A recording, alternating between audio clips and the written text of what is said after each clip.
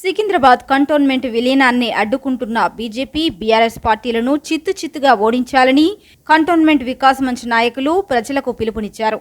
వికాస్ మంచ్ కార్యాలయంలో ఏర్పాటు చేసిన సమావేశంలో సంకి రవీందర్ మాట్లాడుతూ జీహెచ్ఎంసీలో కంటోన్మెంట్ విలీనమే ధ్యేయంగా కంటోన్మెంట్ వికాస్ మంచ్ ఏర్పాటైందని తెలిపారు. వికాస్ మంచ్ పోరాట ఫలితంగా దేశవ్యాప్తంగా కంటోన్మెంట్ల విలీనం కోసం కేంద్రం దిగివచ్చిందని పేర్కొన్నారు. అయితే సికింద్రాబాద్ కంటోన్మెంట్ విలీనాన్ని ఒక మాఫియాగా ఏర్పడిన స్థానిక బీజేపీ నాయకులు కేంద్ర మంత్రి కిషన్ రెడ్డిలు అడ్డుకున్నారని ఆరోపించారు. కంటోన్మెంట్ విలీనాన్ని వ్యతిరేకిస్తూ నామినేటెడ్ సభ్యుడు రామకృష్ణ కేంద్ర మంత్రి కిషన్ రెడ్డి కేంద్ర ప్రభుత్వానికి లెటర్ను బహిర్గతం చేశారు. అంతేకాకుండా కంటోన్మెంట్లో ఒక మాఫియా నాయకుడిగా తయారైన నామినేటెడ్ సభ్యుడు రామకృష్ణ పేద ప్రజల పొట్ట కొట్టే విధంగా విలీనమైతే ప్రభుత్వ స్థలాల్లో డబుల్ బెడ్రూమ్ ఇళ్ల నిర్మాణం చేసి ఇస్తుందని, అందుకే విలీనం చేయవద్దని కేంద్రానికి రాయడం దుర్మార్గమైన చర్య అని చెప్పారు. అందుకే బీజేపీ పార్టీకి డిపాజిట్ కూడా రాకుండా ఓడించాలని ప్రజలకు పిలుపునిచ్చారు. కంటోన్మెంట్ సమస్యలన్నీ తెలిసిన ముఖ్యమంత్రి రేవంత్ రెడ్డి బలపరిచిన కాంగ్రెస్ అభ్యర్థి శ్రీ గణేష్ ను అత్యధిక మెజారిటీతో గెలిపించాలని కోరారు. అన్ని విధాలుగా నువ్వు ఆందోళన కడుపులో పెట్టుకుని దాచుకొని నిన్ను నాయకుని చేస్తే నువ్వు అదే కంటోన్మెంట్ ప్రజలకు సుగ్గు పెడుతున్నావు. ఇది ఎంత మట్టుకు కరెక్ట్? ఇది ఎంత మట్టుకు కరెక్ట్? ఇది ఆలోచించుకోవాలి. నువ్వు ఇలా కంటోన్మెంట్ లా ఎట్లా దొడ్డుగా అయినా ఆలోచించుకోవాలా. అది విడిసపెట్టేసి నువ్వు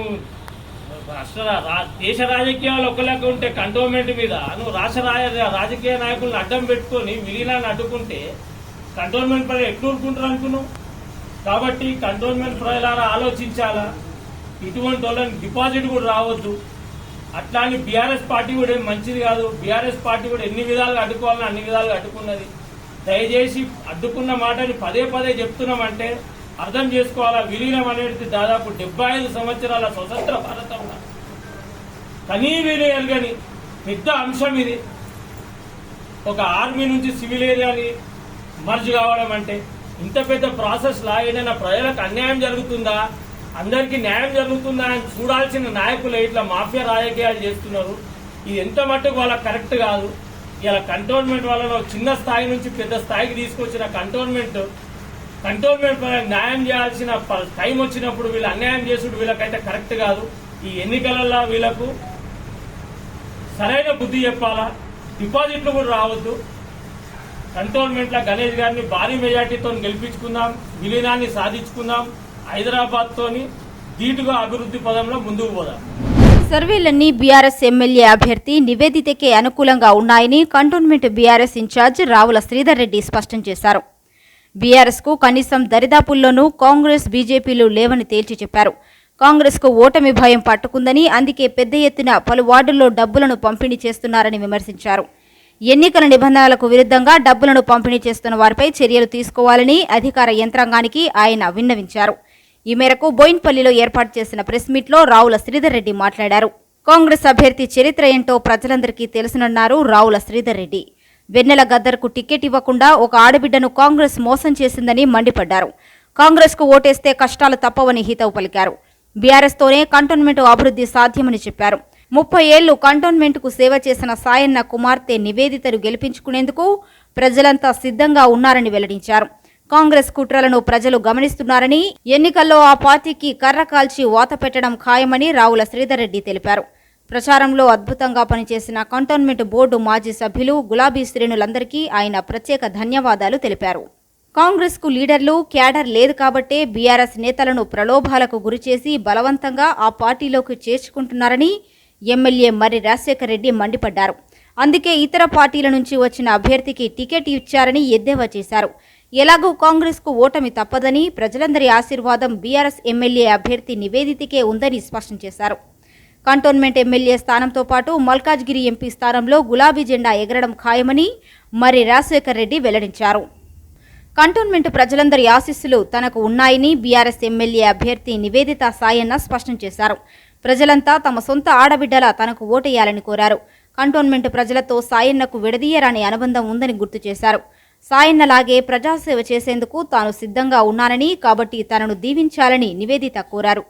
ఈ సమావేశంలో కంటోన్మెంట్ బోర్డు మాజీ సభ్యులు అనితా ప్రభాకర్, నళిని కిరణ్, పాండు యాదవ్, భాగ్యశ్రీ శ్యామ్ కుమార్, లోక్నాథ్, మాజీ కార్పొరేటర్ ఆకుల రూపహరి, మార్కెట్ కమిటీ మాజీ చైర్మన్ టిఎన్ శ్రీనివాస్, సీనియర్ నాయకులు ఆకుల హరి, నరసింహ ముదిరాజ్, పలు వార్డుల బీఆర్ఎస్ అధ్యక్షులు, సీనియర్ నాయకులు, యువ నాయకులు, కార్యకర్తలు, ఉద్యమకారులు, మహిళా నేతలు, సాయన్న అభిమానులు తదితరులు పాల్గొన్నారు.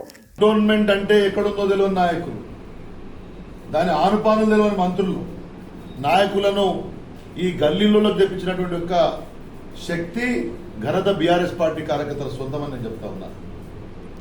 ఇవాళ ఏసీ రూముల్లో ఉండే మంత్రులు గల్లీలోకి వచ్చి మా వార్డు కమిటీ సభ్యులకు, బీఆర్ఎస్ పార్టీ వార్డు కమిటీ సభ్యులకు నిన్న కూడా కండోలు కప్పుతున్నారు. ఎంత తెలియదు కుదరమండి. నిన్న సాయంత్రం దానిక కారు గుర్తని ఇవాళ పొద్దున చేయి గుర్తని చెప్పేటటువంటి వ్యవహారం ఉంటుందా? అంటే ఎంత డెస్పరేషన్. కంటోన్మెంట్ అంటే తెలియని మంత్రులు, నాయకులు ఇవాళ పెద్ద పెద్ద కార్లు వస్తున్నారు.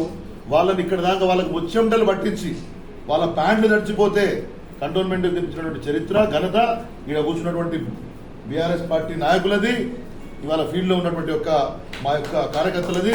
వాళ్ళందరికీ కూడా నేను చేతులెత్తి మొక్తా ఉన్నాను. పార్టీ వాళ్ళ కృతజ్ఞతగా ఉంటుంది. ఇన్నేళ్లు ఏ విధంగా సేవ చేసిండో మీ అందరికి తెలుసు.